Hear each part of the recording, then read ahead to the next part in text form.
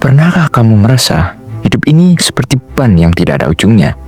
Seakan-akan kamu hanya disuruh terus-menerus. Kamu harus ini, kamu harus itu.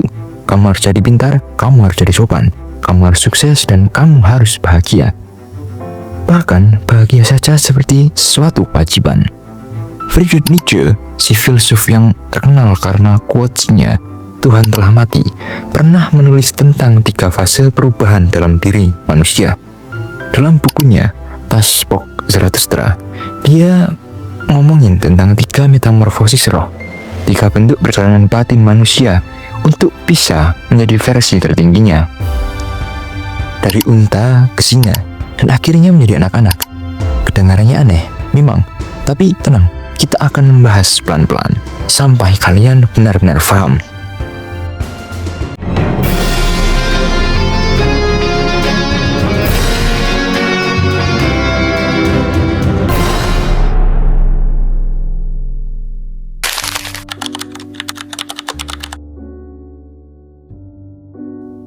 Metamorfosis pertama adalah unta. Nietzsche berkata, roh manusia pertama-tama menjadi unta. Apa maksudnya? Unta itu adalah simbol dari orang yang patuh, kuat, menahan beban, dan rela tunduk. Unta berkata, berilah aku tugas yang paling berat. Aku siap. Roh yang menjadi unta, seperti kita, saat mulai tumbuh dan diajarkan nilai-nilai hidup. Kamu harus sopan, kamu harus nurut dengan orang lain, kamu harus menjadi ranking 1, kamu harus rajin ibadah. Kita belajar untuk memikul semua engkau harus, tanpa banyak tanya. Dan anehnya, kita bangga bisa tahan dengan beban itu. Nietzsche menulis, apa yang paling sulit, wahai para pahlawan? Tanya roh pemanggul beban berat, supaya aku bisa memikulnya dan bersukacita dengan kekuatanku. Roh unta itu kuat, tapi dia belum benar-benar bebas. Dia hidup untuk patuh, untuk tunduk.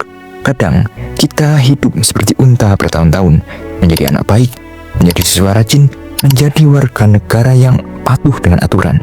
Tapi, apakah itu cukup?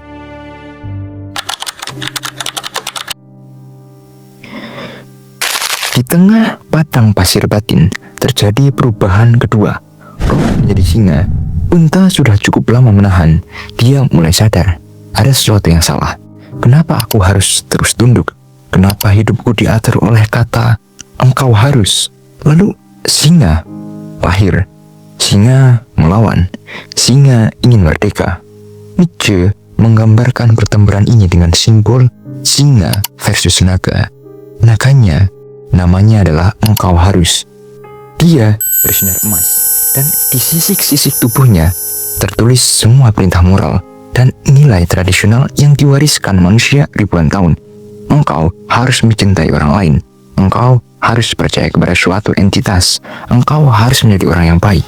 Dan singa bilang, aku hendak. Singa bukan cuma pemberontak. Dia adalah roh yang ingin menentukan sendiri arah hidupnya. Dia ingin membuat nilai-nilainya sendiri. Singa dibutuhkan untuk memberikan ucapan tidak yang sakral, bahkan terhadap kewajiban. Tapi ingat, singa belum bisa mencipta. Dia hanya bisa menghancurkan nilai-nilai lama. Dia bilang tidak, tapi belum tahu mau bilang iya ke apa.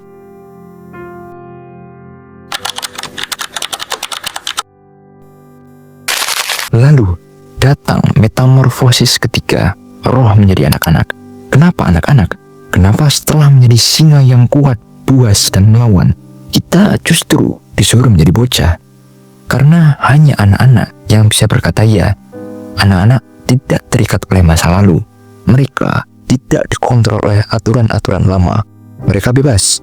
Mereka bermain. Mereka mencipta dunia dengan imajinasi. Nietzsche pernah berkata, anak-anak masih polos dan mudah lupa.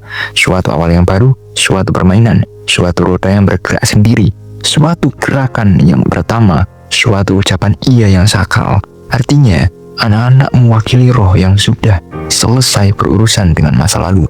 Sudah tidak lagi tunduk, sudah tidak lagi melawan, tapi menciptakan sesuatu yang baru. Mereka berkata, aku hidup dengan caraku sendiri. Aku menulis aturan hidupku sendiri. Aku menerima hidup ini bukan karena aku harus, tapi karena aku memilih.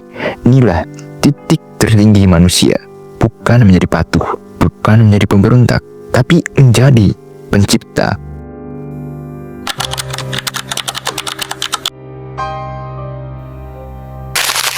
Sekarang mari kita bawa ketiga simbol ini, baik unta, singa maupun anak-anak, ke dalam dunia nyata. Bukan dunia mitos, bukan hanya dunia filsafat, tapi dunia kita yang tiap hari kita jalani. Tempat kita bangun pagi, kerja, sekolah, mencintai, kecewa, merasa bosan, merasa bingung.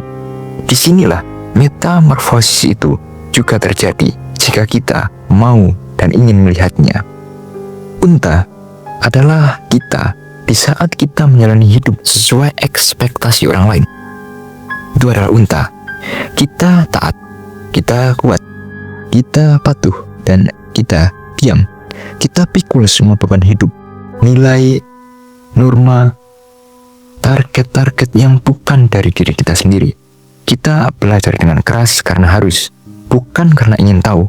Kita kerja karena itu kewajiban, bukan karena cinta. Kita pasrah dan justru merasa bangga karena sanggup bertahan. Itulah unta, mulia, tapi belum benar-benar bebas. Lalu ketika kita mulai bertanya, kenapa aku harus begini? Ketika kita mulai marah, mulai memberontak, mulai meragukan semua yang dulu kita percaya, itulah metamorfosis menjadi singa. Kita bukan lagi anak manis yang hanya nurut dengan moral dan dogma. Kita mulai berani berkata tidak. Kita mempertanyakan semua engkau harus, baik dari keyakinan, negara, keluarga, bahkan dari diri kita sendiri. Singa ini liar, tapi dia perlu. Karena tanpa tidak, kita tak akan pernah sampai ke iya yang sejati. Tapi singa belum selesai. Dia hanya melawan, belum mencipta. Lalu datanglah tahap ketiga, anak-anak. Bukan berarti kita menjadi kekanak-kanakan, tapi kita menjadi pribadi yang polos, berani bermain lagi dengan dunia, menciptakan makna baru yang lahir dari diri kita sendiri.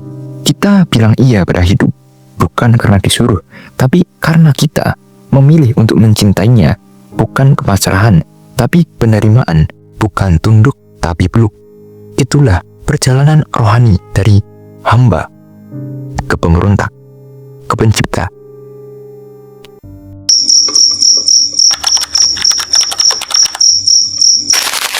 Kita harus membahas satu tokoh penting di metamorfosis kedua, naga.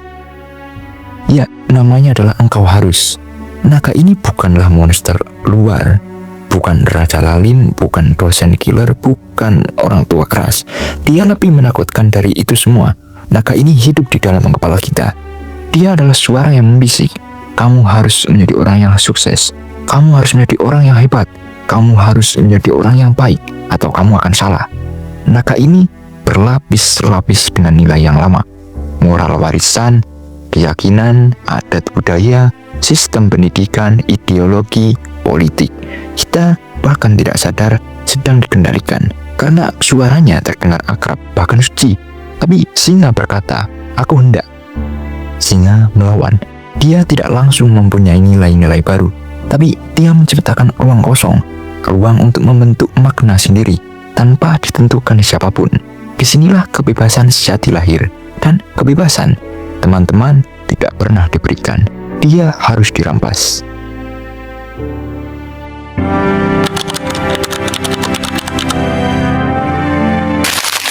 Gagasan tentang tiga metamorfosis ini mempunyai gema yang panjang dalam dunia filsafat. Misalnya dalam filsafat eksistensialisme, Sartre pernah berkata, eksistensi mendahului esensi. Artinya, kita lahir tanpa makna, dan tugas kita mencipta makna itu sendiri. Nietzsche dan Sartre seolah sepakat, manusia yang otentik adalah manusia yang berani berkata tidak pada nilai yang lama dan mencipta nilai baru dari kehendak pribadinya.